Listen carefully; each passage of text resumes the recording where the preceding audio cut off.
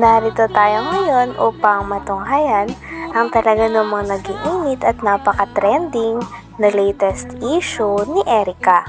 Sa pagpapatuloy ng ating istorya ay tumuloy na nga ulit si Kalingap Val Santos Matubang sa bahay nila Ate Erica at na-interview nga niya muli ang lolo ni Ate Erica pati na rin ang tita nito.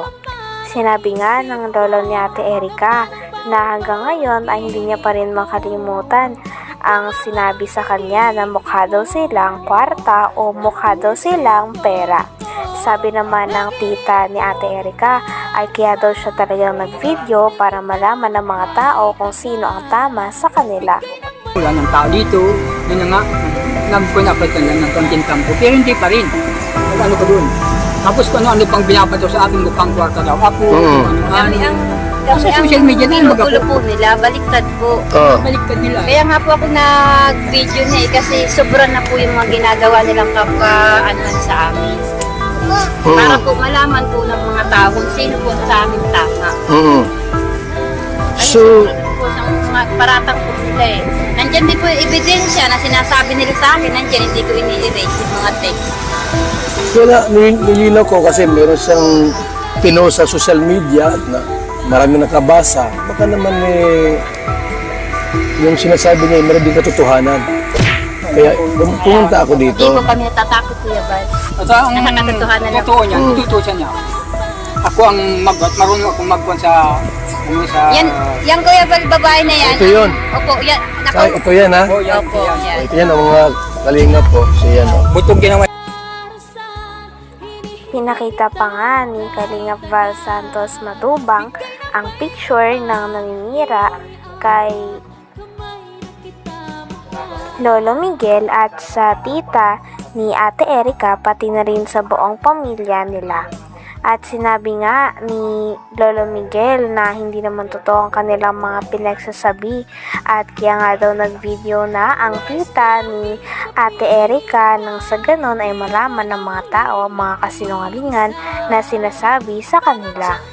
Talagang nagagalit na nga si Lolo Miguel dahil napakaraming sinasabi na hindi totoo dahil sa kanila, lalo na nung lumabas pa ang isang post ng isang babae na involved din sa pag-aaway ni Ate Erica at ng kanyang pamilya. Ano? Nakialam sa buhay ninyo. Yan, hindi ko po alam. Lagi po Ewan ko kausapin na, nila eh. Ano? Ano sinisira-siraan kayo? Hindi ko po nakikita. Ngayon lang yan. Ngayon ko lang hinapit sa telepon. Yung pong sabing ano niya, yung syuta po niya. Sino shoota? Ano, Shoot. ang pangalan. Jowa nito? Jowa po. Ah, may jowa ito, tumboy? Ang pangalan? Si Amy. Basta yung kung nagpunta dito po ng mga ilang. May girlfriend. Opo. Yun po ang nagpunta dito. Yun po ang nagano. Pero mabait naman po yun. Mabait naman yun. Pumunta rito. Nagpunta dito. Anong ginawa rito? Yun po, nagpunta po dito nung nandito pa po nung sila Erica na nakatira. Yung mga, Mayroon ka palang jowang tomboy? Wala mo bang pakialam dyan kung may jowa ka o wala? pero mabait po yun.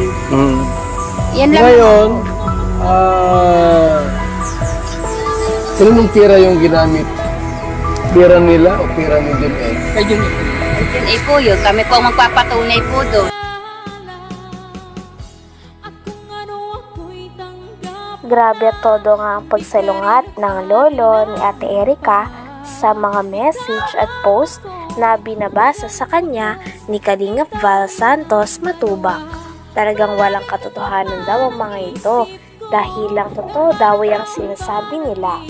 Talagang hindi nga din daw sila natatakot dahil alam din nila sa sarili nila na nagsasabi sila ng totoo. At kitang-kita din na naniniwala naman si Kalingap Val Santos Matubang sa sinasabi ng pamilya at lolo pati na rin ng tita ni Ate Erica. Grabe at patagal ng patagal ay mas lalo na nga umiinit ang mga balita tungkol sa issue ni Ate Erica. Sino nga ba ang talagang may mali sa issue na ito?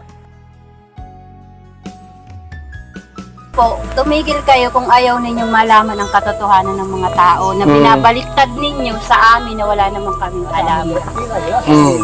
Wala naman sa akin. Ayun, kasi andito lang po ako mga kalinga para i-clarify ito. Ayoko naman po na parang daldal ko tapos yung pala tama si N. Punyakay Torres, you know? Hindi namin yung Eh, Lolo Migs, ano kaya yung topic natin dito? Di ba, pera at ikaw ang may hawak yung pera, hindi si May. Dahil kayo ang bumili ng gamit. I have some evidence of what happened from the start. Yung pirang yun, ibinibigay lang sa akin para bumili ako ng mga agribe, mga gagamitan sa bahay. Pero nasa kanya ang pira, siya ang na-withdraw. Siya ang uli-uli yung mag-asawa sa dai. doon na sila natutulog. Doon sila natulog. Pag makain sila, hindi gusto ng ulam dito, doon sila nakain sa dai. Sino? Yung sila? Mag-asawa. Sila May. Sila yung tatlo. Buhay rin na. Sinabi pa nga sa post na talagang parang sobra na daw ang pamilya, lalo na ang tita ni Ate Erika at ang lolo ni Ate Erika sa kanya. Kaya naman pinagtatanggol nga ng post na ito si Ate Erika at ang kanyang ate. Talagang sabi nga ng lolo ni Ate Erika ay napakarami daw maling impormasyon doon at talagang pinaliwanag din ni Lolo Miguel ang kanyang sarili sa mga manonood. Talagang marami pa nga mga bagay na hindi nalilinaw tungkol sa issue na ito, kaya mareresolba pa kaya ang mga ito? Dahil nagagalit na nga talaga si Lolo Miguel pati na rin ang tita ni Ate Erika. Talagang habang patagal na patagal ay mas umiinit na nga ang issue nito. Sino nga ba ang tunay na may mali? Ang pamilya ba ni Ate Erika o sila Ate Erika at ang kanyang ate? Buhay rin na nga. Nangyayari. Ano? Talaga. Uuwi yan dito, ni isang mansanas, hindi man lang bigyan yung apo. Grabe naman. Ayun. Kaya po, kasi nungalingan po yung sinasabi po niya ni Amy Torres. Alam ko po na lagi yung kausap po ni May, magdamag-damag, magkausap po yan lagi dyan po sa kwarto. Yan po lagi ang magkausap. Saka si Sheila May. Umpisa pa po nung hindi pa po lumilitaw si Sir John A, magkausap na po yan. Hanggang dumating si Sir John A, sila na po lagi ang magkausap hanggang ngayon. Sila po ang laging mag-uusap. Nasa likod po si Sheila May kay Amy Torres, siya po yung nagbibigay yata po ng update. Okay. Kaya kumakalat po.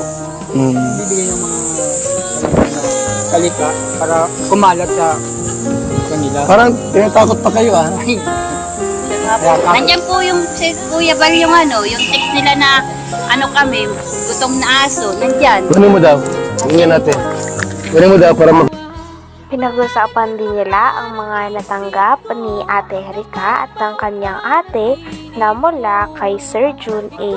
Kasama na nga ang pabahay, pati na rin ng NMAX na motor, pati na rin ng tricycle na tulong sa kanila. Grabe at napakarami nga natulong ni Sir Jun A kay Ate Erika at sa kanyang ate. Ngunit ang masamang part lamang ay naiwan nga ang pamilya ni Ate Erika at hindi sila sinama sa bagong bahay at parang kinalimutan na lamang sila na parang pula. Ang motor, Naka-Erika po. Siya po ginagamit niya. Ngayon, yung pira dito sa paggawa ng bahay, kaninong pira yan? Kay Sir Jordan rin na po po. So hindi lang kalating milyon ang nagastos niya. Hindi po malaki yung yun. Nahigit mong 1 million yun. Ang alin? Ang halaga nun. Ang alin? Yung bahay ko yun. Itong bahay na ito, higit 1 milyon. Hindi ko makakapagod natin yung mga Ito ginawa po, ko mga nakakita. yung asawa nito. Yan. Ginawa ko O, ayun ang ebidensya. So tayo, kung tutusin, kung pintahin lahat, ba't ang mga 2 milyon ang pirang brikewan ni Sila John lang A? nagpaganda. baka higit hanggang loob ng bahay. Hindi, kasi may inmax pa. May motor, sidecar, may lupa pa sa dait. Grabe, mayaman si John A. pala, no? Kaya nga po sabi ko po, tumigil kayo kung ayaw ninyong malaman ang katotohanan ng mga tao na binabaliktad ninyo sa amin na wala namang kaming alam. Wala naman sa akin. Ayun, kasi, andito. Hanggang dito na lamang muna ang ating napakainit, nagtitrending at talaga namang mas nakakaintriga na issue ni Ate Erika. Maraming salamat sa inyong panonood. Hanggang sa muli. Bye!